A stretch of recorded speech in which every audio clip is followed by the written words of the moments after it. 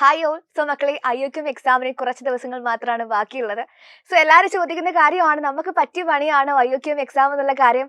So നിങ്ങൾക്ക് പറ്റിയ പണി തന്നെയാണ്, നിങ്ങൾക്ക് സാധിക്കുന്ന കാര്യമാണെന്നുള്ള ഒരു ഉത്തമ ഉദാഹരണമാണ് ഇന്നെൻ്റെ കൂടെയുള്ള രണ്ട് പേരെന്ന് പറയുന്നത്, അസ്റ്റദ് ആൻഡ് ശ്രേയസ്. അപ്പോൾ നമുക്ക് എല്ലാ കാര്യങ്ങളും ചോദിച്ചറിയാം. ഇവർ ആരാണെന്ന് ഇപ്പോഴും നിങ്ങൾക്ക് അറിയുന്നുണ്ടാവില്ല. നമ്മുടെ 10th IOQM എഴുതിയ സമയത്ത് വിന്നേഴ്സ് ആയിട്ടുള്ള ആൾക്കാർ തന്നെയാണ്. IOQM ക്വാളിഫൈ ചെയ്ത രണ്ട് പേരാണ് എൻ്റെ കൂടെ ഉള്ളത്. നമുക്ക് ഒരുപാട് കാര്യങ്ങൾ അവിടെ ചോദിച്ചറിയാനുണ്ട്. അപ്പോൾ നിങ്ങൾ വെയിറ്റിംഗ് ആയിരിക്കും അവരുടെ ഓരോ ഉത്തരങ്ങൾക്കുമായിട്ട്. സോ നമുക്ക് IOQM എക്സാം പറയുമ്പോൾ മാത്തമാറ്റിക്സ് ഒളിമ്പ്യാഡിന്റെ ഫസ്റ്റ് സ്റ്റേജ് ആണ്. അപ്പം ഇത് ക്വാളിഫൈ ചെയ്യാൻ പറയുമ്പം അത്ര ഈസി ആയിട്ടുള്ള ടാസ്ക് അല്ല. അപ്പൊ നിങ്ങളത് ഈസി ആയിട്ട് പറഞ്ഞാലും ഞാൻ പറയും കുറച്ച് ടാസ്ക് തന്നെയാണ്. അപ്പൊ എങ്ങനെ ഉണ്ടായിരുന്നു ആ ഒരു എക്സ്പീരിയൻസ്? ക്വാളിഫൈ ചെയ്യുന്ന അറിഞ്ഞിട്ടുണ്ടായിരുന്നു? അറിഞ്ഞ സമയത്ത് എന്റെ എക്സൈറ്റ്മെന്റ് ഉണ്ടായിരുന്നു. എക്സാം എഴുതുന്നതിന് മുമ്പ് അത്ര എക്സ്പെക്ടേഷനും പ്രതീക്ഷയും കാര്യങ്ങളൊന്നും ഇല്ല ഇനി. ബട്ട് എക്സാം എഴുതി കഴിഞ്ഞതിന് ശേഷം ആൻസർക്കൊക്കെ വരുമല്ലോ, അങ്ങനെ ഒന്ന് നോക്കിയപ്പം കുഴപ്പമില്ലാത്ത മാർക്ക് ഉണ്ട് ഇനി. അപ്പൊ ഒരു പ്രതീക്ഷ ഉണ്ട് ഇനി IOQM ക്വാളിഫൈ ആവുന്നുള്ള. എക്സാം എഴുതി കഴിഞ്ഞപ്പോ ഒരു പ്രതീക്ഷ വന്നു. ഇത് കഴിഞ്ഞ ആൻസർക്കൊക്കെ നോക്കി ഫ്രണ്ട്സിന്റെ കൂടെ ഒക്കെ ഒന്ന് അനലൈസ് ചെയ്ത് കഴിഞ്ഞപ്പം okay. What about you Shreyas? Same thing as well. Okay. So നമ്മൾ IOQM എക്സാമിലേക്ക് വന്ന സമയത്ത് ബോർഡ് എക്സാം മക്കള് 10th സ്റ്റേറ്റും 10th CBSE ആണ് പഠിച്ചിട്ടുണ്ടായിരുന്നത്. അപ്പോൾ 10th സ്റ്റേറ്റിലും ബോർഡ് എക്സാം ഉണ്ട്, CBSEക്കും ബോർഡ് എക്സാം ഉണ്ട്. അപ്പോൾ board exam point of view ഒരു കൈൻഡ് ഓഫ് കോമ്പറ്റീറ്റീവ് ലെവലിലേക്ക് മാറുമ്പം എന്താ ഫീൽ ചെയ്തിട്ടുണ്ടായിരുന്നേ? ആദ്യമായിട്ട് അങ്ങനത്തെ ഒരു എക്സാം എഴുതുമായിരുന്നു? അതായത് ഈ ബോർഡ് എക്സാമിന് പ്രിപ്പയർ ചെയ്യാന്ന് പറയുമ്പം ജസ്റ്റ് ഇക്വേഷൻ ബൈ ഹാർട്ട് ചെയ്ത് പോയാലും നമ്മള് ടെക്സ്റ്റ് ബുക്കിലുള്ള അല്ലെങ്കിൽ വേറെ പല ഗൈഡിലും കാര്യങ്ങളിലുള്ള same question numbers just change ചെയ്തിട്ടേക്കും വരിക, അല്ലെങ്കിൽ ചെറിയ മോഡിഫിക്കേഷനും കാര്യങ്ങളും മാത്രമാണ്. ഇക്വേഷൻ ബൈ ഹാർട്ട് ആക്കിയാൽ മാത്രം മതി. അങ്ങനെയൊക്കെ പോയാൽ തന്നെ ഒരു കുട്ടിക്ക് A+ അല്ലെങ്കിൽ അത്യാവശ്യം കുഴപ്പമില്ലാത്ത സ്കോർ ചെയ്യാൻ കഴിയും. ബട്ട് IOQM അല്ലെങ്കിൽ എൻട്രൻസ് ലെവൽ രീതിയിൽ നമ്മൾ തിങ്ക് ചെയ്യുമ്പോഴും ഈ ഒരു ഫീൽഡിൽ എന്ന് പറഞ്ഞാൽ അങ്ങനെ ബൈ ഹാർട്ടാക്കി പോയിട്ട് കാര്യമില്ല. അതിന് പകരം ഒരു ഇക്വേഷൻ എങ്ങനെ വന്ന് ഒരു ഇക്വേഷൻ എങ്ങനെ ഡെവലപ്പ് ചെയ്യാൻ കഴിയും, എങ്ങനെയാണ് ഡെവലപ്പ് ചെയ്ത് എടുക്കുക എന്നുള്ള കൺസെപ്റ്റും കാര്യങ്ങളൊക്കെ ക്ലാരിറ്റി ഉണ്ടെങ്കിൽ മാത്രമാണ് ചെയ്യാൻ കഴിയുക. പിന്നെ IOQMന്റെ കേസിൽ ഇങ്ങനെ വലിയ ഹാർഡ് കോൺസെപ്റ്റ് ഉള്ള കാര്യങ്ങളല്ല. അതായത് ഇപ്പം 8th 9th 10th 11th 12th എല്ലാവർക്കും കൂടി ഒരു ക്വസ്റ്റ്യൻ പേപ്പറാണ് ഉള്ളത്. അപ്പം 8th കുട്ടിയും 12th കുട്ടിയും എഴുതുന്നത് സെയിം എക്സാം പേപ്പറാണ്. അപ്പം ഇതിൽ കാര്യമായിട്ട് വരുന്നത് ഫണ്ടമെന്റൽസ് കാര്യങ്ങളാണ്. അതായത് 6th 7th പഠിച്ചതിന്റെ കാര്യങ്ങള് കോൺസെപ്റ്റ്സ് കുറച്ചുകൂടി മോഡിഫൈ ചെയ്തിട്ട് ബേസ് സ്ട്രോങ് ആയിരിക്കണം. ബേസിൽ ഇങ്ങനെ ഡെവലപ്പ് ചെയ്ത് അതായത് ഒരു ബേസ് ഇല്ലാത്ത കുട്ടിക്ക് വലിയൊരു ഇതുണ്ടായിട്ട് കാര്യമില്ല. അത്യാവശ്യം നല്ല കുറെ ഒരു ക്വസ്റ്റ്യൻ തന്നെ കുറെ രീതിയിലൂടെ കുറെ വഴി കൂടെ ചിന്തിച്ചാൽ മാത്രമേ എത്തുള്ളൂ. അങ്ങനെ ഒരു ഇതുണ്ട് ഇതിന്. നമ്മൾ ക്വസ്റ്റ്യൻ ചിന്തിക്കുന്ന രീതിയാണ് മാറ്റർ എന്ന് പറയുന്നത്. ടീച്ചർ പഠിക്കുന്ന രീതി മാത്രം പഠിക്കാതെ ഒരുപാട് വേസ് നോക്കുക എന്നുള്ളതാണ് അല്ലെ. ശ്രേയസ് 10th CBSE പഠിച്ചതാണ്. അപ്പൊ ആ ഒരു സമയത്താണ് നമ്മൾ ഒളിമ്പ്യാഡ് എക്സാം പ്രിപ്പയർ ഒക്കെ ചെയ്തിട്ടുണ്ടായിരുന്നത്. എങ്ങനെയുണ്ടായിരുന്നു board exam and IOQM exam? We have to think a lot, as he said. So there was a big difference in the way I prepared. Okay. While I was doing the IOQM, while I was in the exam hall during IOQM, I had to concentrate for each and every exam, each and every question. But for CBSE, you could just by heart and go for it. It was just substitution. You'll get marks. Yeah, free marks. Okay. So IOQM എക്സാമിന് അങ്ങനെ ഒരു feelings ഉണ്ടായിരുന്നു. അപ്പൊ IOQM exam qualify ചെയ്തതിന് ശേഷം നമുക്ക് next stage എന്ന് പറയുന്നത് RMO ആണ്. അപ്പൊ RMO നമുക്ക് ക്വാളിഫൈ ചെയ്യാൻ പറ്റിയിട്ടില്ല, പക്ഷെ നമ്മൾ എന്ത് ചെയ്യും, ഈ വർഷം അത് ക്വാളിഫൈ ചെയ്യും. അപ്പൊ എങ്ങനെ ഉണ്ടായിരുന്നു RMO എക്സ്പീരിയൻസ്? IOQMൽ 3 hours 30 ക്വസ്റ്റ്യൻസ് ആണെന്നുണ്ടെങ്കിൽ RMOയിലോട്ട് വരുമ്പം 3 hours 6 ക്വസ്റ്റ്യൻസ് ആണ്. ഒരു ഡ്രാസ്റ്റിക് ചേഞ്ച് അവിടെ കിട്ടുന്നുണ്ട്. ഒരു IOQMൽ ആദ്യത്തെ 10 ക്വസ്റ്റ്യന് 2 മാർക്സ്, പിന്നത്തെ 10 question 3 marks and last 10 questions 5 marks ആണ്.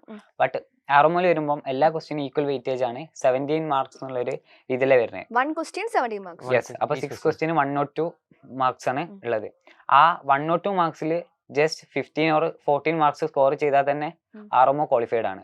അപ്പൊ മനസ്സിലാക്കേണ്ട കാര്യം 102 മാർക്കിൽ 15 മാർക്കാണ് കട്ട് ഓഫ്. അപ്പം എക്സാമിന്റെ ഡിഫിക്കൽട്ടി ലെവൽ നമുക്ക് ഊഹിക്കാവുന്നതാണ്. 3 hours 6 ക്വസ്റ്റ്യൻസ് ആണ്.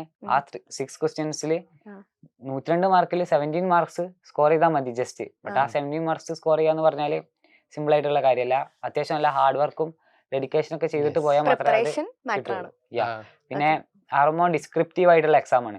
ഫൈനൽ ആൻസറിലോട്ട് മാത്രം എത്തിയിട്ട് കാര്യമില്ല. അതായത് അവർ ഉദ്ദേശിച്ചിട്ടുള്ള കറക്റ്റ് മാത്തമാറ്റിക്കൽ കോൺസെപ്റ്റ് ഉള്ള മെത്തേഡിലൂടെ മാത്രം ചെയ്താൽ മാത്രമാണ് ഒരു ക്വസ്റ്റ്യന് ഒരു അത്യാവശ്യം നല്ല സ്കോർ ചെയ്യാൻ കഴിയുള്ളൂ. ഇപ്പൊ 17-ൽ ഒരു 15 14 ഒക്കെ സ്കോർ ചെയ്യണം എന്നുണ്ടെങ്കിൽ തന്നെ അത്രയും ഹാർഡാണ്. ആ ഒരു സ്കോർ മാത്രം മതിയാവും ചിലപ്പം എക്സാം എക്സാം പാസ് ആവാൻ. അതായത് 6 ക്വസ്റ്റ്യൻസിൽ ഒരു ക്വസ്റ്റ്യന് നല്ല കറക്റ്റ് ആയിട്ട് കറക്റ്റ് മെത്തേഡിൽ അറ്റംപ്റ്റ് ചെയ്താൽ മതി. ബട്ട് അതേസമയം വേറൊരു കുട്ടി 6 ക്വസ്റ്റ്യൻസിന് ആൻസർ മാത്രം എഴുതി വെച്ചാല് ആൻസർ കിട്ടൂല. ഐ മീൻ പാസ്സായി ബിക്കോസ് അത് ഡിസ്ക്രിപ്റ്റീവ് ആയതുകൊണ്ട് തന്നെ ഈച്ച് ആൻഡ് എവറി സ്റ്റെപ്പ് അത് മാർക്ക് സ്കോർ ചെയ്യുന്നുണ്ടാവും. ആൻഡ് ശ്രേയസ്, ഇപ്പം ടൈം മാനേജ്മെന്റ് ഒരു ഇഷ്യൂ ആണ്. Time management is not an issue. Time management is an issue. Yeah. But the thing is, since you only have to get 1 or 2 questions to qualify for the next stage, you don't need to worry about time. You only need to attempt 1 or 2 questions in the 3 hours. Okay, അതായത് നമ്മൾ അത്രയും ക്വസ്റ്റ്യൻസിൽ ഏതെങ്കിലും ഒരു ക്വസ്റ്റ്യനെങ്കിലും answer ചെയ്യാൻ വേണ്ടി ശ്രമിക്കുക എന്നുള്ളതാണ് അല്ലേ? അതായത് ഇപ്പം 6 ക്വസ്റ്റ്യൻസ് അറിയുന്ന ഒരാൾക്ക് ടൈം മാനേജ്മെന്റ് പ്രശ്നമാണ്. പക്ഷെ ഒരു ക്വസ്റ്റ്യൻ മാത്രം അറ്റംപ്റ്റ് ചെയ്യാൻ കഴിയുന്ന ആൾക്ക് ടൈം ഇഷ്ടം പോലെ ബാക്കി ഉണ്ടാവും. അവർ ആ ക്വസ്റ്റ്യനിലേക്ക് മാത്രം കോൺസെൻട്രേറ്റ് ചെയ്യാൻ പറ്റും. അപ്പം നമ്മൾ ഒരുപാട് CBSE ബോർഡ് എക്സാമിന്റെയും IOQM ഡിഫറൻസ് ഒക്കെ പറഞ്ഞു. ആൻഡ് ഇപ്പം നമ്മളിപ്പം +1 വന്നിരിക്കുകയാണ്. ആൻഡ് ഒരു കാര്യം ഓർമ്മിപ്പിക്കുകയാണ് നിങ്ങളോട്, നമ്മുടെ സൈലം ഇന്റഗ്രേറ്റഡ് സ്കൂളിലെ വിദ്യാർത്ഥികളാണ് ഇപ്പം അസ്ജിത് ആയിക്കോട്ടെ ശ്രേയസ് ആയിക്കോട്ടെ +1 പഠിച്ചുകൊണ്ടിരിക്കുകയാണ് അല്ലേ? സോ +1 നമ്മൾ എന്ത് ചെയ്യുന്നുണ്ട്, IOQM പ്രിപ്പയർ ചെയ്യുന്നുണ്ട്, ക്വാളിഫൈയും ചെയ്യും, കോൺഫിഡൻസ് ഉണ്ട്. ഇപ്പൊ ഒരുപാട് കാര്യങ്ങളിൽ നമുക്ക് ഒരുപാട് ഇമ്പ്രൂവ്മെന്റ് വന്നിട്ടുണ്ടാവും അല്ലേ? ഇപ്പൊ എൻട്രൻസ് എക്സാം നമ്മൾ പാരലി പ്രിപ്പയർ ചെയ്തുകൊണ്ടിരിക്കുമ്പോൾ നിങ്ങൾക്ക് ഷോർട്ട് ട്രിക്സ് ആയിക്കോട്ടെ, എന്താ പറയാ, വേസ് ആയിക്കോട്ടെ, അപ്രോച്ചിന്റെ രീതികളായിക്കോട്ടെ ഒരുപാട് മാറിയിട്ടുണ്ട്. ഇപ്പൊ കോൺഫിഡന്റ് ആണോ IOQM എക്സാം എഴുതാനായിട്ട്? ലാസ്റ്റ് ഇയറിനേക്കാൾ കോൺഫിഡൻസ് ആണ്. ബട്ട് 100% ക്വാളിഫൈ ഒന്നുള്ള ഉറപ്പും കാര്യങ്ങളൊന്നുമില്ല. മാക്സിമം ട്രൈ ചെയ്യും. ഓക്കെ, അപ്പൊ 10th എഴുതി. അപ്പൊ അതിന് മുന്നോടിയായിട്ട്, അതായത് 10th മക്കൾ ആദ്യമായിട്ട് IOQM എക്സാം എഴുതുന്നത്. അതിന് മുൻപ് എപ്പോഴെങ്കിലും എഴുതിയിട്ടുണ്ടായിരുന്നോ? ഇല്ല, എഴുതിയിട്ടില്ല. അപ്പൊ ആദ്യമായിട്ട് IOQM എക്സാമിനെ കുറിച്ച് കേൾക്കുന്ന എവിടെ വെച്ചിട്ടാണ്? 9th ക്ലാസ് ഇങ്ങനെ പറയായിരുന്നു, ഒളിമ്പ്യാഡ് എക്സാം ഉണ്ട്, അത് അറ്റൻഡ് ചെയ്യണം, അങ്ങനെയാണ് ഇങ്ങനെയാണ് എന്നൊക്കെ. ബട്ട് 9th ഒളിമ്പ്യാഡ് എക്സാം ഞാൻ എഴുതിയില്ല. ബട്ട് 10th എത്തിയപ്പം ഒളിമ്പ്യാഡ് എക്സാമിൽ രജിസ്റ്റർ ചെയ്തു. അതേപോലെ എക്സാം അറ്റൻഡ് ചെയ്ത് എക്സാം ക്വാളിഫൈ ആയി. പിന്നെ RMO ക്വാളിഫൈ ചെയ്യാൻ പറ്റിയിട്ടില്ല. ഓക്കെ, ശ്രേയസ് പുറത്തായിരുന്നു പഠിച്ചതൊക്കെ. അപ്പൊ എപ്പോഴാണ് ഈ ഒളിമ്പ്യാഡ് എക്സാമിനെ കുറിച്ചൊക്കെ അറിഞ്ഞത്? I learned about this when I was in 9th, but my first attempt was in 10th. As I not have the opportunity to do it in 9th. എനിക്ക് തോന്നുന്നു എക്സാമിനെ കുറിച്ച് അറിയുമ്പോഴേക്കും അത് രജിസ്ട്രേഷൻ കംപ്ലീറ്റ് ആയിട്ടുണ്ടാവും അല്ലേ? ഓക്കെ, ഒരുപാട് പേരെ പ്രശ്നമാണ് ഇപ്പോഴും അറിയാത്ത. ഇപ്പൊ നിങ്ങൾ പറയുമ്പോൾ അറിയുന്ന ഒരുപാട് പേര് നമ്മുടെ ഇടയിലുണ്ട്. സോ മാക്സിമം എല്ലാവർക്കും അറ്റൻഡ് ചെയ്യാൻ വേണ്ടി പറ്റട്ടെ അല്ലേ? പിന്നെ 9th അല്ല 10th തന്നെ IOQM എക്സാം എഴുതി റിസൾട്ട് വന്നിട്ട് IOQM പാസ്സായി എന്ന് അറിഞ്ഞിട്ട് പോലും IOQM എന്താ, IOQMന്റെ വാല്യൂ എന്താണെന്നും റിയലൈസ് ചെയ്യാൻ കഴിഞ്ഞിട്ടില്ല. ഈ ഒരു റീസെന്റ് ടൈംസിലാണ് IOQM എന്താ, RMO എന്താ, അതിന് എത്രത്തോളം വാല്യൂ കാര്യങ്ങളൊക്കെ ഉണ്ട് എന്നുള്ളത് മനസ്സിലാവുന്നത്. ഓക്കെ, നിങ്ങൾക്ക് ഒരു വലിയൊരു ഓപ്പർച്യൂണിറ്റി, ഇപ്പൊ ഇന്ത്യനെ റെപ്രസെന്റ് ചെയ്തിട്ട് ഇന്റർനാഷണൽ ലെവലിൽ വരെ മത്സരിക്കാൻ പറ്റുന്ന ഒരു ഓപ്പർച്യൂണിറ്റിയാണ് ഒരു ഒളിമ്പ്യാഡ് എക്സാം പ്രൊവൈഡ് ചെയ്യുന്നത്. അത്ര ഈസി ആയിട്ടുള്ള ടാസ്കും അല്ല. ഇത് വളരെ വലിയ കാര്യമാണ്. അതിന്റെ ഫസ്റ്റ് സ്റ്റേജ് ആയിക്കോട്ടെ സെക്കൻഡ് സ്റ്റേജ് ആയിക്കോട്ടെ ക്വാളിഫൈ ചെയ്യുമ്പോൾ വളരെ വലിയ കാര്യം തന്നെയാണ്. സോ നമ്മൾ IOQM എക്സാമിനെ കുറിച്ചൊക്കെ ഒരുപാട് പറഞ്ഞു. അപ്പൊ എക്സാമിലെ ക്വസ്റ്റ്യൻസ് നമ്മൾ എങ്ങനെയൊക്കെ അപ്രോച്ച് ചെയ്യാൻ പറ്റും? എന്തെങ്കിലും മെത്തേഡ്സോ കാര്യങ്ങളൊക്കെ ഉണ്ടോ? Sometimes you can easily get a question. There'll be a easy method to get a question, but sometimes you won't get the method directly. So I would say go for trial and error, because trial and error മെത്തേഡിലേക്ക് നമ്മൾ എന്ത് ചെയ്യണം, choose ചെയ്യണം എന്നുള്ളതാണ്. Okay, and നമുക്കിപ്പം negative marking ഇല്ല IOQM കേസിൽ. Maximum questions നിങ്ങൾക്ക് attend ചെയ്യാനുള്ള ഓപ്ഷനും ഉണ്ട്. പറ്റുന്നുണ്ടെങ്കിൽ എല്ലാ ക്വസ്റ്റ്യനും അറ്റംപ്റ്റ് ചെയ്തിടാം. അതാണ് നല്ലൊരു സ്ട്രാറ്റജിക്കലി മൂവ് ചെയ്യാൻ പറ്റുന്നത്. At the end, put bubble anything for all the questions. Okay, എല്ലാ ക്വസ്റ്റ്യനും ബബിൾ ചെയ്തിടുന്നുണ്ടല്ലേ? ഓക്കെ, RMO കേസിൽ നമുക്ക് ടൈം മാനേജ് ചെയ്ത് നോക്കില്ല, ഒരു ക്വസ്റ്റ്യൻ നമ്മൾ എന്ത് ചെയ്യുക, മാക്സിമം അപ്രോച്ച് ചെയ്യാൻ വേണ്ടി നോക്കുക എന്നുള്ളതാണ്. ഓക്കെ, അപ്പൊ നമ്മൾ ഇതൊക്കെ പറഞ്ഞു കഴിഞ്ഞു. ആൻഡ് ഇപ്പൊ നമ്മൾ ആ ഒരു സമയത്ത് 10th സമയത്ത് മക്കൾ ആരും പ്രിപ്പയർ ചെയ്തിട്ടുണ്ടായിരുന്നില്ല അല്ലെ? കാര്യമായിട്ട് അങ്ങനെ പ്രിപ്പറേഷൻ ഉണ്ടായിരുന്നില്ല.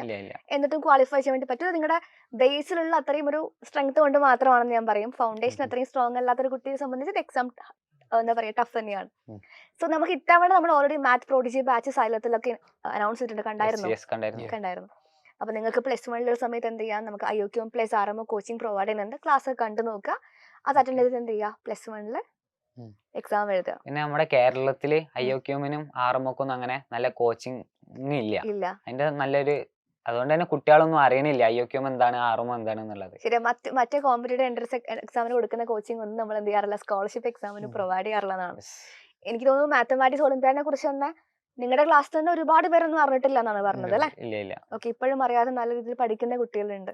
അതെ. അപ്പൊ അവർക്കുള്ള ഓപ്പർച്യൂണിറ്റി നഷ്ടമായിക്കൊണ്ടിരിക്കുന്നത് അല്ലെ Yes. Shreyas? Yes, I think attention for this Olympiad came 2 years ago when the Prime Minister tweeted about it in Twitter or something. അപ്പോഴാണ് നിങ്ങൾ Yeah. റിയലൈസ് ചെയ്യുന്നത് അല്ലെ? Yes. ഓക്കെ. സോ നമുക്ക് ബാച്ചിൽ ഒരുപാട് ഫീച്ചേഴ്സും കാര്യങ്ങളൊക്കെ ഉണ്ട്. അപ്പൊ നിങ്ങൾ കാണുന്ന ബാച്ചാണ്, ഞാൻ പറയേണ്ട ആവശ്യമില്ല. ബട്ട് ഈ Yes. PB ബുക്ക്ലെറ്റ്സ് ആയിക്കോട്ടെ, നിങ്ങൾക്ക് ക്ലാസ്സുകളായിക്കോട്ടെ, മാക്സിമം എന്ത് ചെയ്യാം, യൂസ് ചെയ്യാം. IOQM നിങ്ങൾ എനിക്കൊന്നും IOQM സംബന്ധിച്ച് വലിയ രീതിയിൽ ടെൻഷൻ ഉണ്ടാവില്ലേ അല്ലെ? IOQM എനിക്ക് ക്വാളിഫൈ still ചെയ്യാനുള്ള ഒരു കോൺഫിഡൻസ് ഉണ്ടെന്ന് തോന്നുന്നു. ഒരു തവണ Has confidence compared to last time. compared to last time. പ്രത്യേകിച്ച് നിങ്ങൾക്ക് പ്ലസ് വണ്ണിൽ കുറച്ചും കൂടെ ഓപ്പർച്യൂണിറ്റി കൂടുതലാണെന്നാണ് എല്ലാവരും പറയുന്നത് അല്ലേ? Yeah. പ്ലസ് ടുന് Yes, കമ്പയർ ചെയ്യുമ്പോൾ നിങ്ങൾക്ക് ബോർഡ് എക്സാം ഇല്ല, ക്ലാസ് 11 CBSE ആയതുകൊണ്ട് കുറച്ചുകൂടെ ടൈം കിട്ടും എന്നാണ്. മാക്സിമം ട്രൈ ചെയ്യുക.